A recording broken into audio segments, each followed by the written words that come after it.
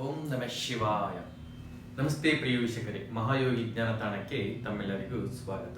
ಈ ವಿಡಿಯೋದಲ್ಲಿ ವಿಶೇಷವಾಗಿ ನಾವು ಸಾಮಾನ್ಯವಾಗಿ ಎಲ್ಲ ಬಾಯಲ್ಲಿ ಕೇಳ್ತಾ ಇರ್ತೀವಿ, ಏನು ಹಣೆಬರನು, ಏನು ಕರ್ಮನು, ಏನು ಮಾಡಿದ್ರು ಅಷ್ಟೇ, ಪ್ರಾರಬ್ಧ ನಮ್ಗೆ ಬಿಡ್ತಾ ಇಲ್ಲ, ಮುಂದುವರಿಯಕ್ಕೆ ಆಗ್ತಾ ಇಲ್ಲ, ಈ ರೀತಿಯಾದ ಮಾತುಗಳನ್ನ ಕೇಳ್ತಾ ಇರ್ತೀವಿ.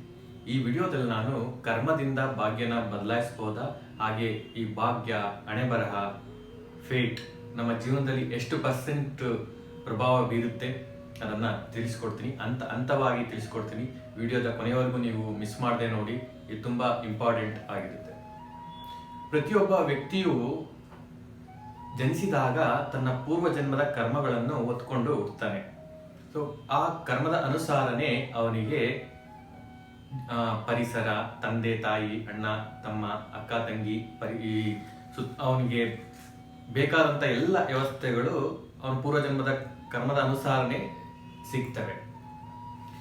ಈಗ ನಮ್ಮ ಒಬ್ಬ ವ್ಯಕ್ತಿ ಜನಿಸಿದಾಗ ಅವನಿಗೆ ಒಂದು 3 ರೀತಿಯಾದ ಪ್ರಭಾವಗಳಿಂದ ಜೀವನ ಪ್ರಭಾವಗೊಳಿಸುತ್ತೆ. ಅದನ್ನ ನಾವು ಯೂನಿವರ್ಸಲ್ ಟ್ರಿನಿಟೀಸ್ ಅಂತ ಕರಿತೀವಿ. ಅದು ಯಾವ್ದಾವ್ದಂದ್ರೆ, ಮೊದಲಿಗೆ ಫೇಟ್, ನಾವೇನ್ ಹೇಳ್ತೀವಿ, ಡೆಸ್ಟಿನಿ, ಭಾಗ್ಯ, ಅದೃಷ್ಟ, ಹಣೆಬರಹ, ಇದು ಜೀವನದ 33% ನಿರ್ಧರಿಸುತ್ತೆ. ಇಟ್ಸ್ ಅನ್ಚೇಂಜಬಲ್. ಇದನ್ನ ನಾವು ಚೇಂಜ್ ಮಾಡ್ಲಿಕ್ಕೆ ಆಗೋದಿಲ್ಲ. ಇದನ್ನೇ ನಾವು ಹಣೆಬರಹ ವಿಧಿ ಅಂತ ನಾವು ಹೇಳೋದು. ಏನಂತ ಹೇಳಿದ್ರೆ, ಉದಾಹರಣೆಗೆ ತಂದೆ ತಾಯಿ, ಅಕ್ಕ ತಂಗಿ, ಅಣ್ಣ ತಮ್ಮ, ಹೆಂಡತಿ, ಮಕ್ಕಳು, ಇದನ್ನ ನಾವು ಚೇಂಜ್ ಮಾಡ್ಲಿಕ್ಕೆ ಆಗಲ್ಲ. ಇದೆಲ್ಲ ನಮ್ಮ ಪೂರ್ವಜನ್ಮದ ಕರ್ಮ ಅನುಸಾರ, ಋಣ ಅನುಸಾರ ನಮಗೆ ಸಿಗ್ತಾರೆ. ಈ ಒಂದು 33% ನಾವು ಏನು ಚೇಂಜ್ ಮಾಡ್ಲಿಕ್ಕೆ ಆಗೋದಿಲ್ಲ. ಈಗ ನಾವು ನೋಡಿರ್ತೀವಿ, ಕೆಲವರು ಶ್ರೀಮಂತರ ಮೇಲೆ ಹುಟ್ಟಿರ್ತಾರೆ, ಅದು ಅವರ ಕರ್ಮ. ಇನ್ನು ಕೆಲವರು ಬಡವ್ರ ಮೇಲೆ ಹುಟ್ಟಿರ್ತಾರೆ, ಅದು ಅವರ ಪೂರ್ವಜನ್ಮದ ಕರ್ಮ. ಆದ್ರೆ ಆ ಬಡವ್ರ ಮೇಲೆ ಹುಟ್ಟಿದವರು ಶ್ರೀಮಂತರಾಗ್ತಾರೆ. ಇನ್ನ ಕೆಲವರು ಶ್ರೀಮಂತರು ಹುಟ್ಟಿರ್ತಾರೆ, ಆದ್ರೆ ಒಂದು ಹಂತ ಬಂದ್ಮೇಲೆ ಆಗ್ತಾ ಎಲ್ಲ ಕಳ್ಕೊತಾರೆ. ಸೊ ಅಂದ್ರೆ ಇನ್ನ 66% ಏನಿದೆ ಅದು ನಮ್ ಕಂಟ್ರೋಲ್ ಇದೆ. ಅದು ಹೇಗೆ ಅನ್ನೋದನ್ನ ನಾನು ತಿಳಿಸ್ಕೊಡ್ತೇನೆ. ಎರಡನೇದು ನಮ್ಮ ಸುತ್ತಮುತ್ತ ಪರಿಸರ ಮತ್ತೆ ಜನಗಳು. ನಾವು ವಾಸ ಮಾಡೋ ಜಾಗ, ನಮ್ಮ ಸುತ್ತಮುತ್ತಲಿನ ಪರಿಸರ ಮತ್ತೆ ಜನಗಳು, ಸರೌಂಡಿಂಗ್ಸು, ಇದೆಲ್ಲ ನಮ್ಮ ಜೀವನದ ಮೇಲೆ ಒಂದು 33% ಪ್ರಭಾವ ಬೀರುತ್ತೆ. ಅಲ್ಲಿಗೆ 66% ಆಯ್ತು. ಇದು ಹೇಗೆ ಪ್ರಭಾವ ಬೀರುತ್ತೆ ಅಂತ ಹೇಳಿದ್ರೆ, ಈಗ ನಾವು ವಾಸ ಮಾಡೋ ಸ್ಥಳ, ಮನೆ ಇರ್ಬೋದು. ಆ ಮನೆ ಹೇಗಿರುತ್ತೆ, ಅಲ್ಲಿ ವಾತಾವರಣ ಹೇಗಿರುತ್ತೆ, ಅದೇ ರೀತಿಯಾಗಿ ನಮ್ಮ ಲೈಫ್ ಬೆಳೀತಾ ಹೋಗುತ್ತೆ, ನಮ್ಮ ಮೈಂಡ್ ಪ್ರೋಗ್ರಾಮ್ ಆಗ್ತಾ ಹೋಗುತ್ತೆ. ಆದ್ರೆ ಕೆಲವೊಂದು ಪೂರ್ವ ನಿರ್ಧಾರಿತವಾಗಿ ಸಿಗುತ್ತೆ. ಋಣಾನುಬಂಧ ರೂಪೇಣ ಪಶುಪತಿ ಸುತ ಆಲಯ. ಆಲಯ ಅಂದ್ರೆ ಮನೆ. ನಮ್ಮ ಪೂರ್ವಜನ್ಮದ ಋಣ ಹೇಗಿರುತ್ತೆ, ಆಗ ಮನೆ ಅದೇ ರೀತಿ ಮನೆ ಸಿಗುತ್ತೆ. ಈ ಮನೆ ಅಥವಾ ವಾಸ್ತು ಮತ್ತು ವಾಸಿಸೋ ಸ್ಥಳನ ನಾವು ವಾಸ್ತು ಅಂತ ಹೇಳ್ತೀವಲ್ಲ, ಇಲ್ಲಿ ನಮ್ಮ ಅಸ್ಟ್ರಾಲಜಿ, ಜ್ಯೋತಿಷ್ಯ ತುಂಬಾ ಚೆನ್ನಾಗಿ ಕೆಲಸ ಮಾಡುತ್ತೆ. ನಾವು ಇಲ್ಲಿ ಅಸ್ಟ್ರಾಲಜಿಯನ್ನ ಯೂಸ್ ಮಾಡಿಕೊಂಡು ನಾವು ತುಂಬಾ ಅದ್ಭುತವಾದ ಅಭಿವೃದ್ಧಿ, ಬೆಳವಣಿಗೆಯನ್ನು ನಾವು ಕಾಣಬಹುದು. ಹೇಗೇನನ್ನ ನಾನು ತಿಳಿಸ್ಕೊಡ್ತೀನಿ ನೋಡಿ. ವಾಸ್ತು ಅಂದ್ರೆ ನಾವು ವಾಸಿಸೋ ಸ್ಥಳದಲ್ಲಿ ಎನರ್ಜಿನ ಅಲೈನ್ಮೆಂಟ್ ಮಾಡ್ಕೊಳ್ಳೋದು. It's all about energy only. Vastu ಅಂದ್ರೆ ಬೇರೆ ಇನ್ನೇನು ಇಲ್ಲ, ಎನರ್ಜಿನ ಅಲೈನ್ಮೆಂಟ್ ಮಾಡ್ಕೋಬೇಕಾದ್ರೆ ನಮ್ಮ ಜಾತಕಕ್ಕೆ ಅನುಸಾರ, ನಮ್ಮ ಜೀವನಕ್ಕೆ ಅನುಸಾರವಾಗಿ ನಾವು ಅಲೈನ್ ಮಾಡಿಕೊಂಡು ಆ ಎನರ್ಜಿ ಜೊತೆ ನಾವು ಮುಂದುವರೆದ್ರೆ ನಾವು ಅಭಿವೃದ್ಧಿಯನ್ನು ಕಾಣ್ಬೋದು, ಹೆಚ್ಚಿನ ಯಶಸ್ಸನ್ನು ಕಾಣ್ಬೋದು. ಉದಾಹರಣೆಗೆ ಎನರ್ಜಿ ಅನ್ನೋದು ವೈಫೈ ತರ, ಇದು ಎಲ್ಲ ಕಡೆ ಇರುತ್ತೆ. ಆದ್ರೆ ನಮ್ಗೆ ಒಂದು ಮನೆಯಲ್ಲಿ ಕೆಲವೊಂದ್ ಕಡೆ ಮಾತ್ರ ಚೆನ್ನಾಗಿ ಸಿಗ್ನಲ್ ಸಿಗುತ್ತೆ, ಇನ್ನು ಕೆಲವೊಂದ್ ಕಡೆ ಸಿಗ್ನಲ್ ಸಿಗೋದಿಲ್ಲ. ಹಾಗೆ ನಾವು ಹೇಗೆ ರಿಸೀವ್ ಮಾಡ್ಕೊಳ್ತೀವಿ ಆ ಎನರ್ಜಿನ, ಅದ್ರ ಮೇಲೆ ಡಿಪೆಂಡ್ ಆಗಿರುತ್ತೆ. ವಾಸ್ತುವಿನ ಮುಖಾಂತರ ಸಣ್ಣ ಸಣ್ಣ ಬದಲಾವಣೆಗಳು ಮಾಡಿಕೊಂಡು ನಾವೊಂದು ಆ ಎನರ್ಜಿನ ಅಲೈನ್ ಮಾಡಿಕೊಂಡು ಜೀವನದಲ್ಲಿ ನಾವು ಅದ್ಭುತವಾದ ಯಶಸ್ಸನ್ನ ಕಾಣಬಹುದು. ಇದು ನಾವು ಈ ಸುತ್ತಮುತ್ತಲ ಪರಿಸರ, ಜನರ ಡಿಪೆಂಡ್ ಆಗುತ್ತೆ. ಈಗ ನಾವು ಯಾರನ್ನ ಭೇಟಿ ಆಗ್ತೀವಿ ಮತ್ತೆ ಯಾರ ಜೊತೆ ಮಾತಾಡ್ತೀವಿ, ಇವೆಲ್ಲ ಕೆಲವೊಂದು ಪೂರ್ವ ನಿರ್ಧಾರಿತವಾಗಿರ್ತವೆ. ನಾವು ವಾಸ ಮಾಡೋ ಸ್ಥಳ, ವ್ಯಾಪಾರ ಮಾಡೋ ಸ್ಥಳ, ಕೆಲಸ ಮಾಡೋ ಸ್ಥಳ, ಇವೆಲ್ಲ ನಿರ್ಧಾರಿತವಾಗಿರುತ್ತೆ. ಆದರೆ ನಮ್ಮ ಸ್ಪಂದನೆ, ರಿಯಾಕ್ಷನ್ ನಮ್ಮ ಕೈಲಿರುತ್ತೆ, ಚಾಯ್ಸ್ ನಮ್ಮ ಕೈಲಿರುತ್ತೆ. ಪರಿಸ್ಥಿತಿ ಏನೇ ಇರ್ಬೋದು, ವ್ಯಕ್ತಿಗಳು ಯಾರೇ ಬರ್ಬೋದು, ಆಯ್ಕೆ ಅನ್ನೋದು ನಮ್ಮ ಕೈಲಿರುತ್ತೆ. ಇಲ್ಲಿ ನಮಗೆ ನಮ್ಮ ಜ್ಯೋತಿಷ್ಯ ಶಾಸ್ತ್ರ ಮತ್ತೆ ವಾಸ್ತು ಏನಿದೆ ಇಲ್ಲಿ ಯೂಸ್ ಆಗುತ್ತೆ. ಇಲ್ಲಿ ಇದನ್ನ ಯೂಸ್ ಮಾಡಿಕೊಂಡು ನಾವು ಅದ್ಭುತವಾದ ರಿಸಲ್ಟ್ನ ಪಡ್ಕೋಬೋದು. ಫಾರ್ ಎಕ್ಸಾಂಪಲ್, ಈಗ ಒಬ್ಬ ವ್ಯಕ್ತಿಯ ಜೊತೆ ನೀವು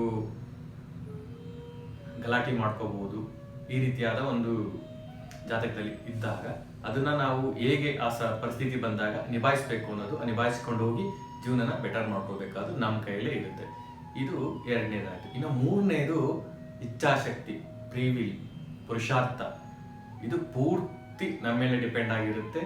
ಈ ಪುರುಷಾರ್ಥದಿಂದ ಅಂದ್ರೆ ವಿವೇಕ, ಬುದ್ಧಿ, ಇಚ್ಛಾಶಕ್ತಿ, ವಿಲ್ ಪವರ್ ಇಂದ ನಮ್ಮ ಜೀವನದಲ್ಲಿ ನಾವು ಏನ್ ಬೇಕಾದ್ರೂ ಸಾಧಿಸಬಹುದು. ವಿಲ್ ಪವರೇ ವೆರಿ ಇಂಪಾರ್ಟೆಂಟ್. ಇದು 33% ಪೂರ್ತಿ ನಮ್ಮ ಕೈಯಲ್ಲಿರುತ್ತೆ. ನಮ್ಮ ಜೀವನದಲ್ಲಿ ಬರುವಂತ ಘಟನೆಗಳಿರ್ಬೋದು, ಪರಿಸ್ಥಿತಿಗಳಿರ್ಬೋದು, ಇವೆಲ್ಲ ಡಿಸ್ಟಿನಿ. ಆದರೆ ಅದಕ್ಕೆ ಹೇಗೆ ರಿಯಾಕ್ಟ್ ಮಾಡ್ತೀವಿ, ಅದನ್ನ ಹೇಗೆ ತಗೊಳ್ತೀವಿ ಅನ್ನೋದು ಪೂರ್ತಿ ನಮ್ಮ ಕೈಯಲ್ಲಿರುತ್ತೆ. ಇಲ್ಲಿ ನಮಗೆ ಅಸ್ಟ್ರಾಲಜಿ ತುಂಬಾ ಹೆಲ್ಪ್ ಮಾಡುತ್ತೆ.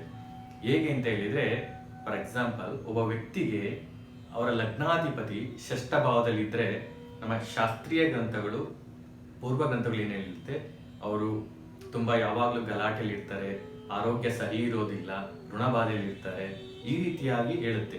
ಅದನ್ನೇ ನಾವು ಮಾಡರ್ನ್ ಆಗಿ ಕರ್ಮ ಅನುಸಂಧಾನದ ಮುಖಾಂತರ, ಕರ್ಮ ಅಲೈನ್ಮೆಂಟ್ ಟೆಕ್ನಿಕ್ ಮುಖಾಂತರ 6ನೇ ಭಾವಕ್ಕೆ ಸಂಬಂಧಿಸಿದಂಥ ಡೊಮೈನ್ ಸಂಬಂಧಿಸಿದಂಥ ಕ್ಷೇತ್ರಗಳನ್ನು ಆಯ್ಕೆ ಮಾಡಿಕೊಂಡು ನಾವು ಅಲ್ಲಿ ಕೆಲಸ ಮಾಡಿದ್ರೆ, ಉದಾಹರಣೆಗೆ ಡಾಕ್ಟರ್ಗೆ ಯಾವಾಗ್ಲೂ ಟೆನ್ಷನ್ಸ್ ಇರುತ್ತೆ, ಯಾವಾಗ್ಲೂ ರಿಸ್ಕ್ ತಗೊಳ್ತಾರೆ, ಸ್ಟ್ರಗಲ್ ಇರುತ್ತೆ. ಹಾಗೆ ಪೊಲೀಸು, ಹಾಗೆ ಮತ್ತೆ ಆಂಬ್ಯುಲೆನ್ಸ್ ಕೆಲಸ ಮಾಡೋರು, ಹಾಗೆ ಈ ರೀತಿಯಾಗಿ ಲಾಯರು, ಕೋರ್ಟು, ತಗಾದೆ, ವಾದ ವಿವಾದಗಳು ಯಾವಾಗ್ಲೂ ಇರುತ್ತೆ. ಈ ರೀತಿಯಾದ ಒಂದು ವೃತ್ತಿಯನ್ನು ಆಯ್ಕೆ ಮಾಡಿಕೊಂಡು ನಾವು ಮುಂದುವರೆದ್ರೆ ಆ ವ್ಯಕ್ತಿ ಖಂಡಿತ ಅವನ ವೃತ್ತಿಯಲ್ಲಿ ಯಶಸ್ಸಿನ ಉತ್ತುಂಗಕ್ಕೆ ಏರಕ್ಕೆ ಅವಕಾಶಗಳು ಜಾಸ್ತಿ ಇರುತ್ತೆ. ಅದೇ ರೀತಿ ರೋಗ, ಅದು ಗೊತ್ತಾಯ್ತು ಅಂತ ಹೇಳಿದ್ರೆ ದಿನನಿತ್ಯ ಕ್ರಮವಾದ ವ್ಯಾಯಾಮ ಮತ್ತೆ ಯೋಗ, ಧ್ಯಾನಗಳನ್ನ ಮಾಡಿಕೊಂಡು ಆರೋಗ್ಯನ ನಾವು ನಮ್ಮ ಹತೋಟಿಯಲ್ಲಿ ಇಟ್ಕೋಬಹುದು. ಈ ರೀತಿಯಾಗಿ ನಮ್ಮ ಜ್ಯೋತಿಷ್ಯ ಶಾಸ್ತ್ರದಲ್ಲಿ ಒಬ್ಬ ವ್ಯಕ್ತಿಯ ಬೆಳವಣಿಗೆಗೆ ಪೂರಕವಾಗಿ ತುಂಬಾ ವಿಜ್ಞಾನ ಮತ್ತೆ ತುಂಬಾ ಸಲಹೆಗಳು ತುಂಬಾ ಸಿಗುತ್ತೆ. ಜ್ಯೋತಿಷ್ಯ ಇಲ್ಲಿ ತುಂಬಾ ಹೆಲ್ಪ್ ಮಾಡುತ್ತೆ. ಹಾಗೆ ಇನ್ನೊಂದು ಉದಾಹರಣೆ ಹೇಳ್ತೀನಿ.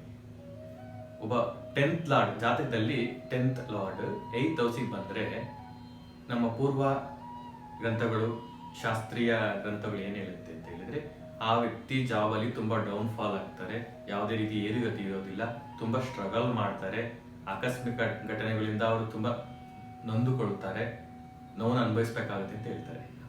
ಅದೇ ನಾವು ಕರ್ಮ ಅಲೈನ್ಮೆಂಟ್ ಟೆಕ್ನಿಕಲ್ ಮುಖಾಂತರ ಆ ವ್ಯಕ್ತಿಗೆ ನಾವು 8th ಹೌಸ್ ಡೊಮೈನ್ಗೆ ಸಂಬಂಧಪಟ್ಟಂತ ವೃತ್ತಿಗಳನ್ನ ಆಯ್ಕೆ ಮಾಡ್ಕೊಂಡ್ರೆ, ಫಾರ್ ಎಕ್ಸಾಂಪಲ್ ಇನ್ಶೂರೆನ್ಸ್ ಇರ್ಬೋದು, ರಿಸರ್ಚ್ ಅಂಡ್ ಅಪ್ಲೈಡ್ ಸೈನ್ಸ್ ಇರ್ಬೋದು, ಹಾಗೆ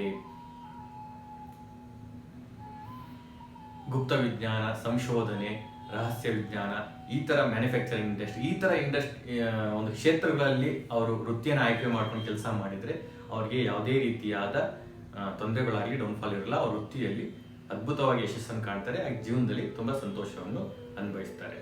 ಹಾಗೆ ಈ ವಿಡಿಯೋದ ನಾನು ತಮ್ಮನಲ್ಲಿ ಏನಾಗಿದೆ, ಕರ್ಮದಿಂದ ಭಾಗ್ಯ ಬದಲಾಯಿಸಬಹುದಾ ಅಂತ. ಈಗ ನಿಮ್ಗೆ ಒಂದು ಅಂದಾಜು ಬಂದಿರುತ್ತೆ, ಖಂಡಿತ ಕರ್ಮದಿಂದ ನಮ್ಮ ಭಾಗ್ಯವನ್ನು ಬದಲಾಯಿಸ್ಕೋಬಹುದು. ಯಾವುದನ್ನ ಬದಲಾಯಿಸಕ್ಕಾಗಲ್ಲ, ಅದು ಇರುತ್ತೆ. ಆದರೆ ಅದ್ರ ಜೊತೆಗೆ ನಾವು ಅವಕಾಶಗಳನ್ನ ಉಪಯೋಗಿಸ್ಕೊಂಡು, ಅನುಸಂಧಾನ ಮಾಡಿಕೊಂಡು, ಹೊಂದ್ಕೊಂಡು ನಾವು ಮೇಲೆ ಬರಬೇಕಾಗುತ್ತೆ. ಇಲ್ಲಿ ನಮಗೆ ಜ್ಯೋತಿಷ್ಯ ಶಾಸ್ತ್ರ ಹೆಲ್ಪ್ ಮಾಡುತ್ತೆ. ಜ್ಯೋತಿಷ್ಯ ಶಾಸ್ತ್ರ ಉಪಯೋಗಿಸ್ಕೊಂಡು ನಮ್ಮ ಪ್ರತಿನಿತ್ಯ ಜೀವನದಲ್ಲಿ ಮಿರಾಕಲ್ಗಳನ್ನ ನಾವು ನೋಡಬಹುದು. ಡಿಸ್ಟಿನಿ ಭಾಗ್ಯ ಅನ್ನೋದು ಕೇವಲ ಜೀವನದಲ್ಲಿ ಒಂದು 33% ಮಾತ್ರ. ಯಾಕೆ ಅಂತ ಹೇಳಿದ್ರೆ, ನಾವು ಬಡವರಾಗಿ ಅದು ಬಡತನದಲ್ಲಿ ಆ ಪರಿಸ್ಥಿತಿಯಲ್ಲಿ ಹುಟ್ಟಬಹುದು, ಆದರೆ ಇನ್ನ 66% ನಮ್ಮ ಕೈಯಲ್ಲಿರುತ್ತೆ. ಯಾಕೆ ಅಂದ್ರೆ ಎಲ್ಲವೂ ಪೂರ್ವ ನಿರ್ಧಾರಿತವಾಗಿದ್ದರೆ ಒಬ್ಬ ಮನುಷ್ಯನ ಜೀವನ ಮಿಷಿನ್ ಲೈಫ್ ತರ ಆಗುತ್ತೆ. ಹುಟ್ಟೋದು ಸಾಯೋದು, ಹುಟ್ಟೋದು ಸಾಯೋದು, ಇದೇ ರೀತಿ ಆಗ್ತಾ ಹೋಗುತ್ತೆ. ಆದರೆ ದೇವರು ನಮಗೆ ಸ್ವಾತಂತ್ರ್ಯ ಕೊಟ್ಟಿದ್ದಾರೆ. ಆ ಸ್ವಾತಂತ್ರ್ಯದಿಂದ ನಮ್ಮ ವಿವೇಕ, ಬುದ್ಧಿಯನ್ನು ಉಪಯೋಗಿಸಿಕೊಂಡು ನಾವು ಮೋಕ್ಷದ ಕಡೆ ಸಾಗಬೇಕು. ದೇವರ ಜೊತೆಯಲ್ಲಿ ಐಕ್ಯವಾಗಲಿಕ್ಕೆ ನಾವು ಸಾಗಬೇಕು. ಇದೇ ಜೀವನದ 4 ಪುರುಷಾರ್ಥಗಳಲ್ಲಿ ಧರ್ಮಾರ್ಥ ಕಾಮ ಮೋಕ್ಷದಲ್ಲಿ ಕೊನೆಯದೇನಿದೆ, ಅದೇ ಮನುಷ್ಯನ ಅಂತಿಮ ಗಮ್ಯ. ಅದೇ ಅಂತಿಮ ಗುರಿ. ಪ್ರತಿಯೊಬ್ಬ ಮನುಷ್ಯನು ಅಲ್ಲಿಗೆ ತಲುಪಬೇಕಾಗುತ್ತೆ. ಸೊ ಹಾಗಾಗಿ ನಮ್ಮ ಕರ್ಮದಿಂದ ನಾವು ಮಾಡೋ ಸಾತ್ವಿಕ ಕರ್ಮಗಳು, ಈ ಕರ್ಮದಲ್ಲಿನೂ 3 ಟೈಪ್ ಕರ್ಮ ಇರುತ್ತೆ. ಒಂದೊಂದು ಕರ್ಮಗಳು ಯಾವ ರೀತಿ ಮಾಡಿದ್ರೆ ಏನು ಫಲಗಳು ಸಿಗುತ್ತೆ, ಹಾಗೆ ಕರ್ಮ ನಾವೇನು ಅನ್ಕೊಳ್ತೀವಿ, ನಾವು ಫಿಸಿಕಲಿ ಏನು ಕೆಲಸ ಮಾಡ್ತೀವಿ ಅದನ್ನ ಮಾತ್ರ ಕರ್ಮ ಅಂತ ಅನ್ಕೊಳ್ತೀವಿ. ಇಲ್ಲ, ಕಾಯ ವಾಚ ಮನಸ, ನಮ್ಮ ಮನಸ್ಸಿನಲ್ಲಿ ಯೋಚನೆ ಮಾಡೋದೂ ಕರ್ಮನೇ ಆಗುತ್ತೆ. ಅದಕ್ಕೆ ತಕ್ಕನಾದ ಕೋಇನ್ಸಿಡೆನ್ಸ್ ರಿಯಾಕ್ಷನ್ ಇದ್ದೇ ಇರುತ್ತೆ. ಈ ನ್ಯೂಟನ್ಸ್ ಥರ್ಡ್ ಲಾ ಅನ್ನೋದು ನಮ್ಮ ಕರ್ಮ ಸಿದ್ಧಾಂತದಲ್ಲಿ ತುಂಬಾ ಚೆನ್ನಾಗಿ ವರ್ಕ್ ಆಗುತ್ತೆ. ಈ ಕರ್ಮ ಸಿದ್ಧಾಂತ, ಕರ್ಮ ಹೇಗೆ ಕೆಲಸ ಮಾಡುತ್ತೆ ಅನ್ನೋದನ್ನ ನಾನು ಇನ್ನೊಂದು ವಿಡಿಯೋದಲ್ಲಿ ತಿಳಿಸ್ಕೊಡ್ತೇನೆ. ಹಾಗೆ ಈ ವಿಡಿಯೋದಲ್ಲಿ ನಾನು ಏನು ಹೇಳಿದೆ ಅಂದರೆ, ಕರ್ಮ ಅನುಸಂಧಾನ ಹೇಗೆ ಮಾಡ್ಕೋಬೇಕು ಅನ್ನೋ 6th house 8th house ಬಗ್ಗೆ ಇದು ಮಾಡಿದೆ. ಅದೇ ರೀತಿ ಗ್ರಹಗಳ ಜೊತೆನೂ ನಾವು ಕರ್ಮ ಅನುಸಂಧಾನ ಮಾಡಿಕೊಂಡು, ಆ ಗ್ರಹಗಳ ಜೊತೆ ನಾವು ಅಲೈನ್ ಮಾಡಿಕೊಂಡು ನಾವು ಕೆಲಸ ಮಾಡ್ಕೊತ ಹೋದ್ರೆ ನಾವು ಜೀವನದಲ್ಲಿ ಅದ್ಭುತ ಯಶಸ್ಸನ್ನ ಕಾಣ್ಬೋದು. ಮುಂದಿನ ವಿಡಿಯೋದಲ್ಲಿ ನಮ್ಮ ಜ್ಯೋತಿಷ್ಯ ಶಾಸ್ತ್ರ ಗ್ರಂಥದಲ್ಲಿ ಅತ್ಯಂತ ದುಸ್ಥಾನಗಳು ಅಂತ ಕರೀತಾರಲ್ಲ, 6, 8, 12ನೇ ಸ್ಥಾನ, ಈ ಸ್ಥಾನಗಳಲ್ಲಿ ಹೇಗೆ ಅದ್ಭುತ ನಾವು ಯಶಸ್ಸನ್ನು ಕಾಣ್ಬೋದು, ಇದನ್ನ ನಾವು ಹೇಗೆ ಯೂಸ್ ಮಾಡ್ಕೋಬೇಕು ಅದನ್ನು ತಿಳಿಸ್ಕೊಡ್ತೀನಿ. ಈ ವಿಡಿಯೋ ಇಷ್ಟ ಆದರೆ ಲೈಕ್ ಮಾಡಿ, ಶೇರ್ ಮಾಡಿ, ಕಮೆಂಟ್ ಮಾಡಿ, ಹಾಗೂ ನಮ್ಮ ಚಾನಲ್ನ ಸಬ್ಸ್ಕ್ರೈಬ್ ಮಾಡ್ಕೊಳ್ಳಿ. ಧನ್ಯವಾದಗಳು. ಸಾಯಿರಾಮ್.